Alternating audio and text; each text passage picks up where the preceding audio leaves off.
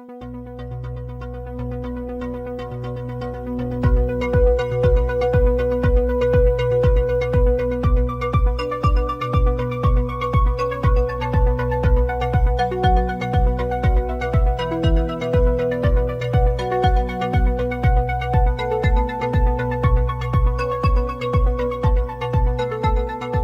arquitectura de las ideas y todo lo que está detrás.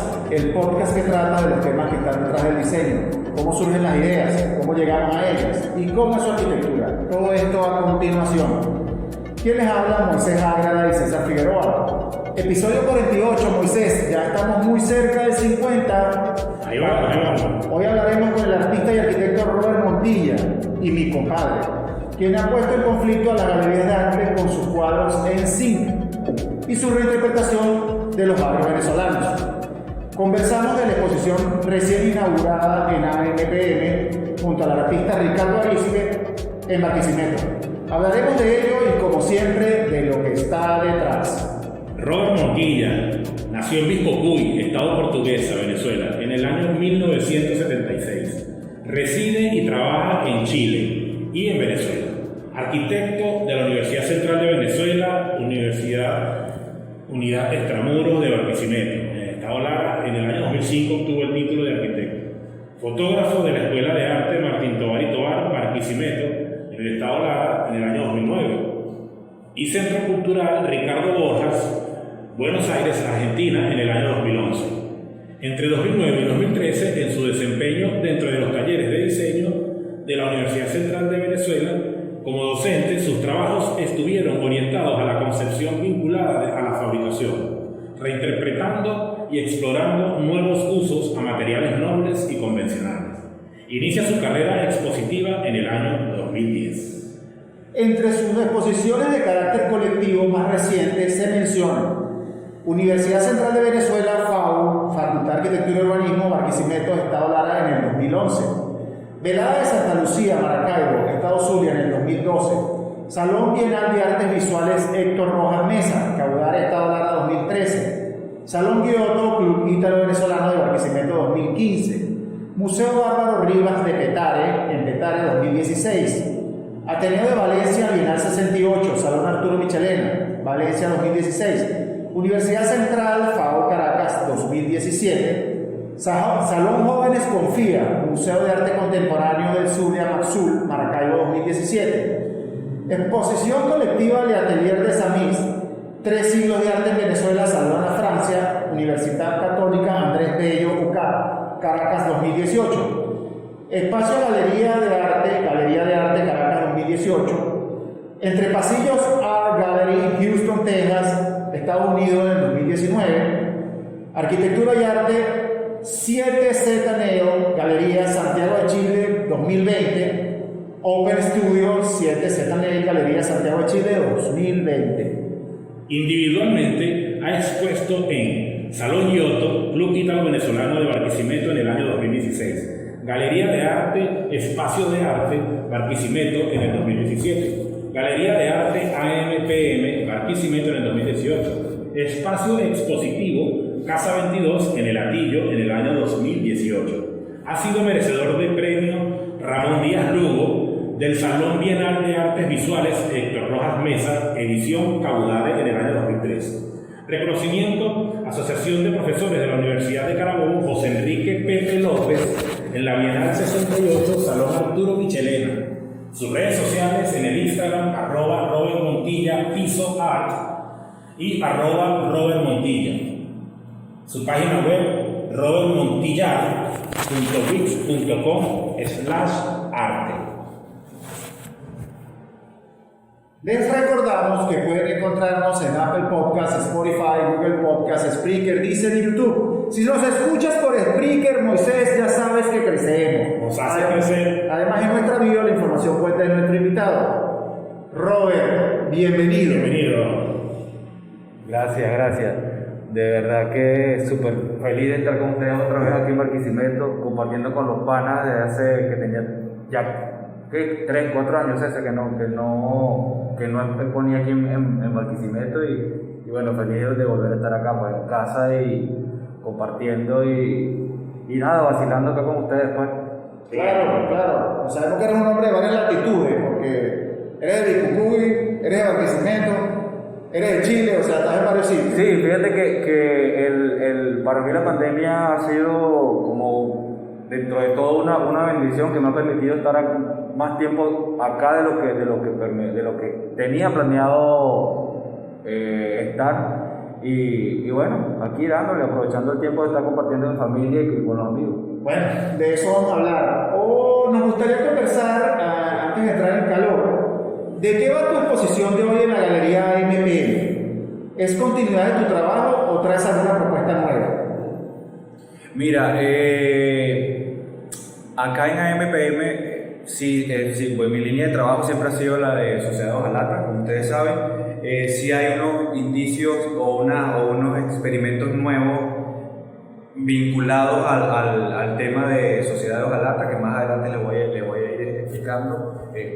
Bueno, ustedes también estuvieron anoche acá, compartieron y vieron de qué va la muestra. Y sí, tengo unas propuestas nuevas. Estoy pasando a concreto, también tengo unas reproducciones en papel, unos formatos nuevos para, yo lo llamo de arte de bolsillo. Cualquier persona puede adquirir y llevar y transportar a cualquier parte del mundo. O sea, es más fácil que transportar la obra matérica como signo y concreto que es pesado.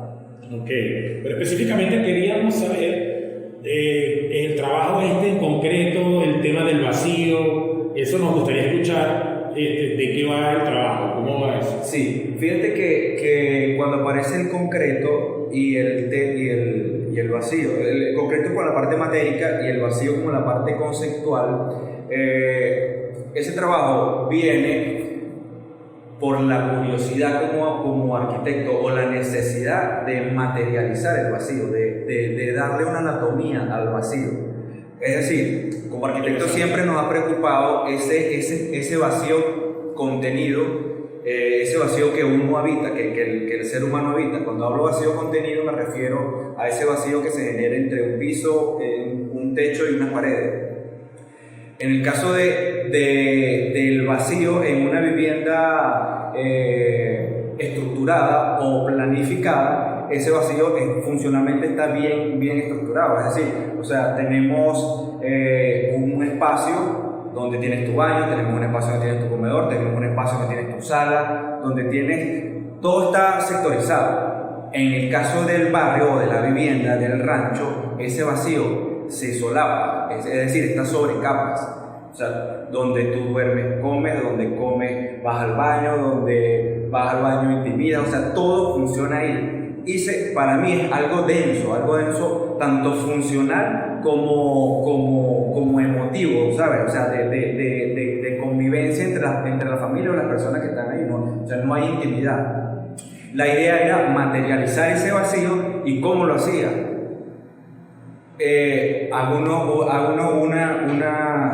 unos encofrados donde hay materia, y en ese encofrado aparecen unos vacíos, ¿no? Entre volumen y volumen aparecen unos vacíos. Ese vacío lo que hago es lo lleno de concreto, y en el momento que yo despojo toda la materia, el concreto pasa a ser lo matérico y se convierte en vacío. Es como un negativo del molde. Correcto. Irónicamente, pasamos a que si ves la obra, morfológicamente aparece un vacío que inicialmente era lo lleno, era lo matérico. ¿Por qué el concreto? A ver, en la comunidad, en el barrio o en la sociedad, pasar de estatus tienen la idea de que yo mejoro si mi vivienda pasa de zinc a concreto.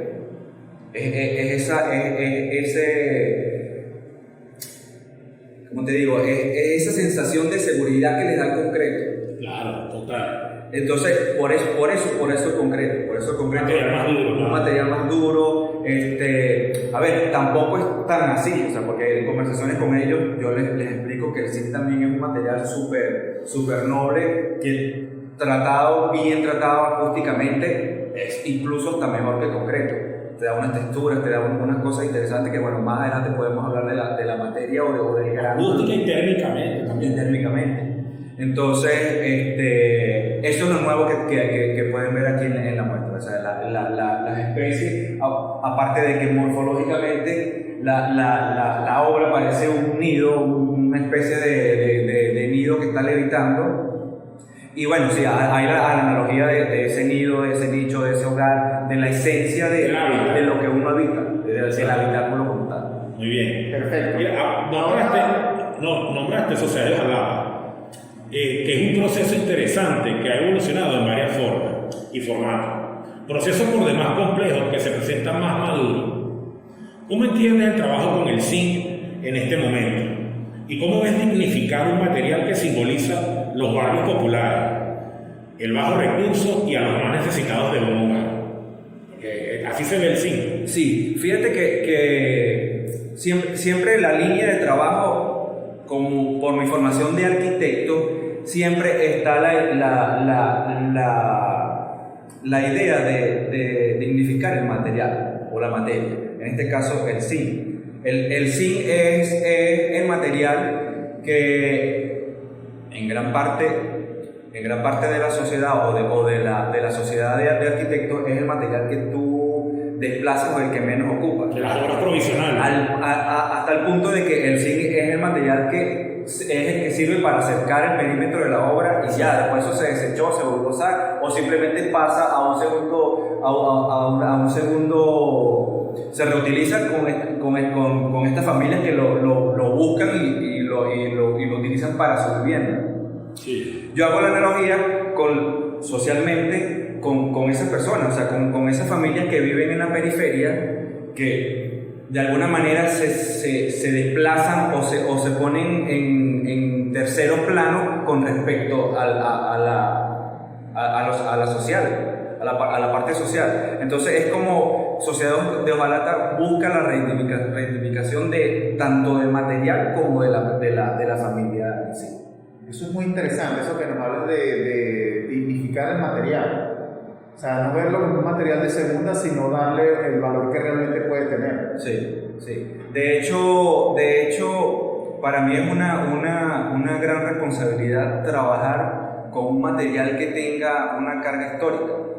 O sea, es decir, el material, en el material tú puedes encontrar pintura, y es una pintura que yo por mi parte no puse, es una pintura que tiene el material que trae una carga histórica, o sea, anécdotas como que en el momento que la persona o la familia que me dio el material ve la obra, se acuerda del color azul que pintaron cuando tuvieron la oportunidad de pintar, o sea, ese momento de pintar pintaron en familia, ese momento de que lo que sucedió en ese momento. Entonces trabajar con un material que tenga una carga histórica, creo que tiene algo de responsabilidad que no se debería anular.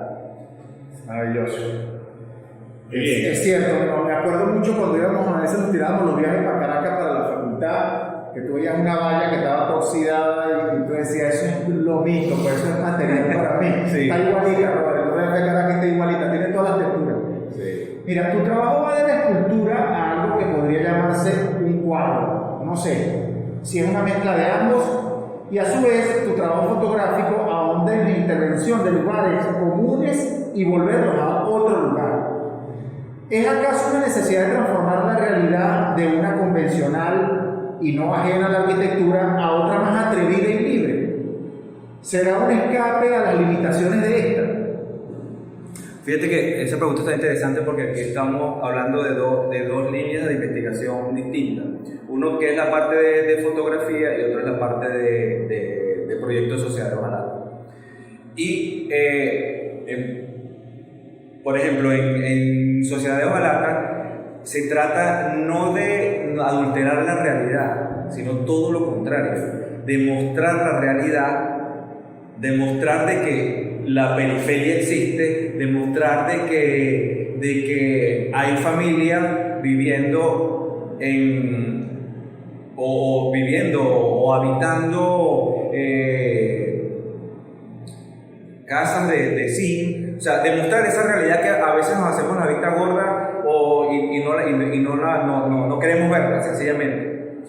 En el caso del otro lugar, que es un trabajo de fotografía, ahí sí hay una descontextualización de la realidad. Es decir, cuando yo voy a un lugar y como fotógrafo veo una edificación en donde a ver, es una edificación que nos puede llamar mucho la atención, o una edificación icónica de X ciudad.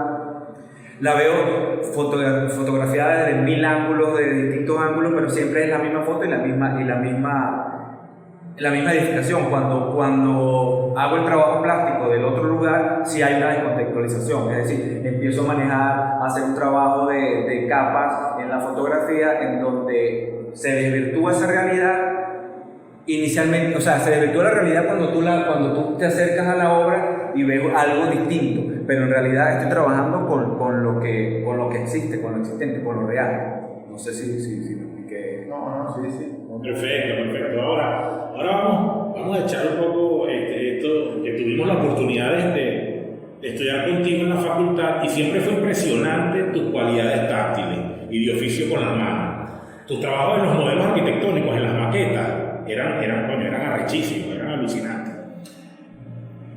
Sí, fíjate que siempre me ha interesado lo prolijo de la manufactura, que todo quede bien acotado, bien hecho. ¿Qué importancia le das al trabajo con las manos en tu obra? ¿Has pensado en desarrollar un trabajo digital de escultura o con otras tecnologías que no se fijan directamente a esa inteligencia manual? O sea, cuando nos referimos a la inteligencia manual, es a tu inteligencia manual. O sea, a tu trabajo con... Claro, pero es una inteligencia. Que tú tengas esa capacidad es porque tu cuerpo... Giovanni Palama lo dice en la mano que piensa. Ok. No, yo iba a hacer la cita, pero... Sí tengo ensayos de trabajos digitales con la obra. Es decir, hago registros fotográficos de la obra en físico, de la obra matérica, y estoy haciendo una investigación con en la parte digital. La parte digital. Pero no has visto, no has hecho trabajos donde haya una máquina que te ayude a hacer la obra, es lo que veíamos, por lo menos. No, o sea, te refieres como a una impresión 3D. No, un plotter que los apile, los corte y salga otra cosa.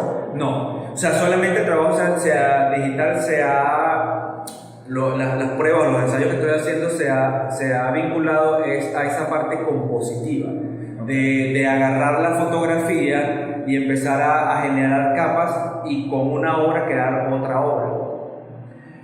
Tengo también este trabajo digital que es la reproducción de la obra, que inicialmente es una fotografía de la obra, pero el tema de impresión es una impresión ya depende, o sea, ya el resultado no depende de mí, sino que es una impresión que se me escapa el nombre del tipo de impresión en este momento, en donde la inyección del pigmento no es a tinta, es un polvo que cae en el papel y a través de los procesos químicos queda fijo en el papel, y cuando tú te acercas a la imagen empiezas a ver texturas como si fuera el material. Eso está buenísimo. O sea, que una imagen del material, pero es artificial. Es artificial. Perfecto. Roberto, ahora hablemos un poco de lo social, del trabajo social de Balata. Destaca mucho que las obras se basan en lo barrial y en esa conexión con lo que tienen que vivir de manera provisional, por no tener una vivienda formal. Es muy interesante que muchas de las obras llevan por nombre el apellido de la familia a los cuales pertenecieron los desechos. ¿Cómo entiendes esa conexión con las personas de los barrios en tu obra? ¿Es un homenaje a su resistencia o simplemente dignificar la representación de su manera de vivir? Sí, fíjate que es un poco de lo que hablamos al principio, o sea, sí, y esa palabra es clave, de dignificar. Como arquitecto, bueno,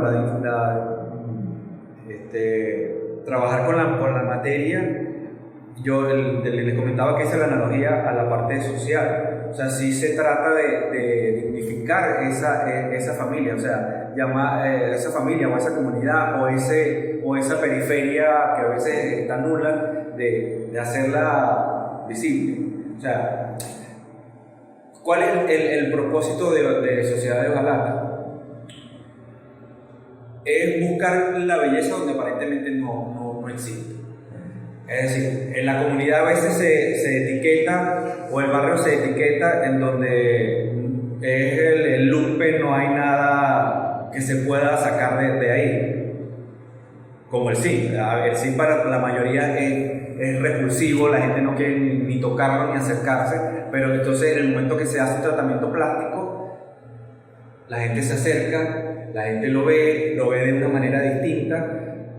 En la parte social intento hacer lo mismo, o sea, de rescatar esos valores que hay en el barrio. O sea, es decir, hay personas, es cierto que también existe delincuencia, existe tráfico de drogas, cualquier cosa, pero también hay familias, hay personas que de verdad valen la pena destacarlas, ¿me entiendes? O sea, hacerlas ver, hacerlas brillar. Sí, eso es muy interesante porque me recuerdo que había gente que cuando estaban comenzando veían las obras y decían, pero eso es zinc. Yo te tengo que pagar por el zinc. Yo me acuerdo de comentarios así muy peculiares que uno decía, pero bueno. Sí, y me parece bastante curioso es el tema de que de repente tú ves el zinc o el material en el contexto y ni siquiera le ves un valor estético para nada. O sea, como te digo, te genera una repulsión y lo asocias al contexto y a las personas que están en el contexto. Pero cuando lo saco y lo monto en una pared y le hago el tratamiento plástico, lo ven de otra forma distinta. Entonces, a veces me parece como que bastante osado por mi parte de que muchas personas que ven eso a distancia ahora tienen la obra en un espacio privilegiado en su casa. Y haciendo la vuelta de eso, ¿tú le has mostrado tus obras en barrio? ¿Has mostrado tus obras en barrio? ¿Y qué te dice la gente? ¿Qué te dice la gente de los barrios? Mira, es interesante porque, como te digo, como les decía, trabajar con un material que tiene una carga histórica es interesante por ese tipo de cosas, o sea, porque se acercan y empiezan a recordar, mira cuando pintamos, mira, esta era la pared que teníamos en la parte de atrás de la casa hacia el lavadero. Empiezan a recordar y a tener una memoria bonita de lo que era su casa, y lo están viendo ahorita en un trozo o en un fragmento del material pegado adosado a otro. Entonces es interesante ver esa reacción. Mira, yo recuerdo que en una de tus exposiciones había una pieza que era, sí, el cuadro, ¿verdad? Y las capas sobre capas de zinc que representaban también no solo el material en sí, ¿no? sino cómo se iba descomponiendo el material, porque iba como que de la parte más cuidada del zinc a la parte más oxidada. Y entonces era así como la representación del barrio, claro, en el cuadro, ¿no? Pero me preocupaba era el hecho de que si es un material que se va, es perecedero, ¿me entiendes? O tú lo curas de una manera que eso se mantenga justo en ese punto donde lo montaste y no siga corroyendo. Sí, mira, esa pregunta me la han hecho bastantes veces, y sobre todo me la hace la persona que va a adquirir la obra. O sea, tú como coleccionista necesitas la conservación de la obra. Pero si compran un cambur. Sí, bueno, ese es un tema bastante que tiene bastante de qué hablar. Pero en este caso, sí tiene a ver, el zinc o cualquier metal, cuando tú lo sacas de la intemperie, él para su proceso de deterioro. Sin embargo, tiene una capa plástica de un silicón que sella ese proceso. Aparte de que sella ese proceso, le realza el color, empieza como que para técnicas de conservación es alucinante. Por otro lado, por ejemplo, en mi casa yo tengo una obra que es mía, que la tengo ahí, yo no le coloqué nada. Y lo interesante es que la obra sigue tal cual como está, pero con los cambios de temperatura, los tonos del óxido cambian. Es decir, cuando está lloviendo o está húmedo, tú ves la obra como más colorida. O sea, cambia completamente. No sé si te has dado cuenta de eso. Porque esa es La obra está más viva que la curada. Sí, de hecho. sí, es así. Interesante, interesante. Mira, Robert, pero hay otra cosa, Robert. ¿Cómo ha sido la receptividad de esto, por lo menos en Chile o en Estados Unidos? ¿Cuál fue la receptividad? ¿Cómo ven los chilenos ese trabajo? Mira, es muy buena pregunta porque cuando me terminaste de hacer la pregunta me acuerdo todo lo que he pateado allá mostrando el trabajo y la respuesta que he tenido. A ver, el tema de la vivienda o de la escasez de vivienda no es solamente aquí en Venezuela. En Latinoamérica tenemos esa problemática, pero a pepa de ojo, pero se ve en todos lados. La diferencia es la materia de esa vivienda. O sea, la materia en el material con que se construyen las infraviviendas en Chile, por ejemplo, no es el mismo acá. O sea, hay cuestiones de clima completamente distintos a los de acá. Quizás los residuos con los que se hacen esas viviendas son distintos a los que tenemos acá. Entonces, sí ha costado un poco introducir el tema de sociedad de hojalata con el zinc en Chile. Entonces, la idea, aparte también de que para hacer un trabajo un trabajo como sociedad de hojalata allá, yo tengo que tener una conexión inmediata con una comunidad. O sea, porque yo no voy a una ferretería a comprar un chile oxidado, ¿entiendes? Yo tengo que entrar a una comunidad, ganarme la comunidad, hablar con ellos, conversarlo, y estoy en ese proceso, o sea, de hablar con comunidad, con gente, de conocer el material nuevo, que ya allá es un policarbonato, son más materiales sintéticos, son otros colores, son otras texturas, que hay que, como artista y como arquitecto, tengo que manejarlo. ¿Y el público cómo lo ha visto? Dice, pero, o sea, de repente el zinc no es caro allá. Sí, cuando ven el zinc, o sea, no es que no existe, el zinc existe, pero lo ocupan, como dicen ellos, lo utilizan para otras cosas. Entonces no asocian el tema vivienda con zinc o el tema de infravivienda con zinc. Ellos asocian un policarbonato o un material sintético a ese tipo de comunidades, de favelas. ok. Robert, finalmente, ¿qué viene ahora en tu proceso creativo? ¿Qué estás cocinando? ¿A dónde va tu trabajo?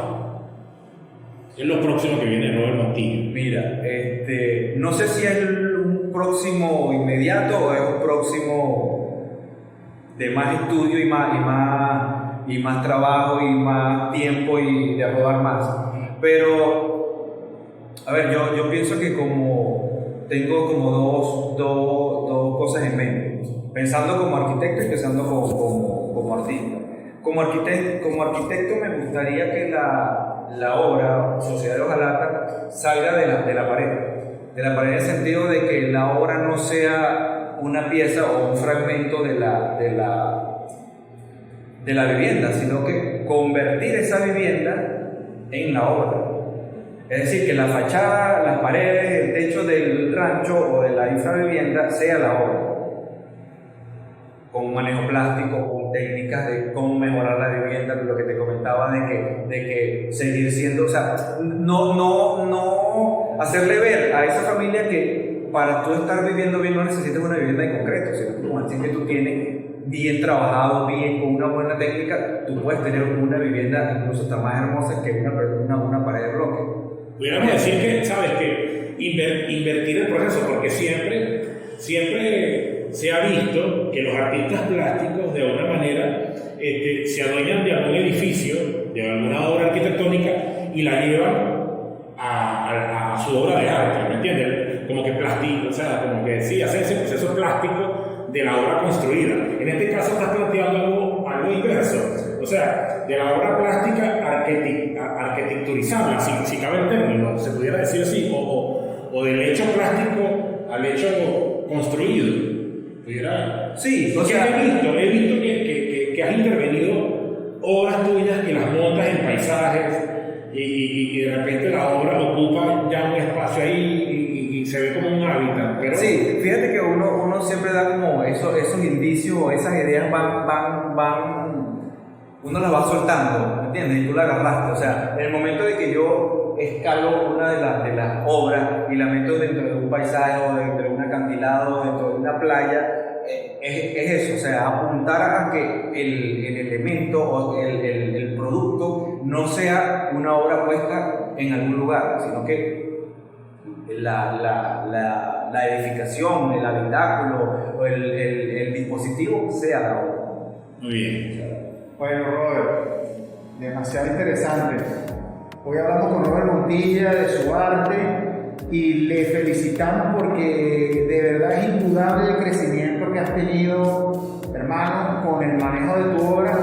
Más allá de ese crecimiento como obra factible, táctil, me parece que la obra está en tu discurso a plenitud y eso es bárbaro. Eso de verdad te felicito, hermano. Seguiremos atentos a la evolución de tu trabajo. En este programa se vale repetir. Se va a repetir para cualquier otra cosa, las puertas están abiertas. No, gracias, o sea, de verdad agradecido de estar aquí, de que me hayan invitado y bueno, ya este es el programa 48, o sea, ya también hay un trabajo y una trayectoria que ustedes tienen que ya la gente está así que, mira, ¿cuándo me invitan? O sea, Sí, eso también es es un indicio de que lo que se está haciendo se está haciendo bien.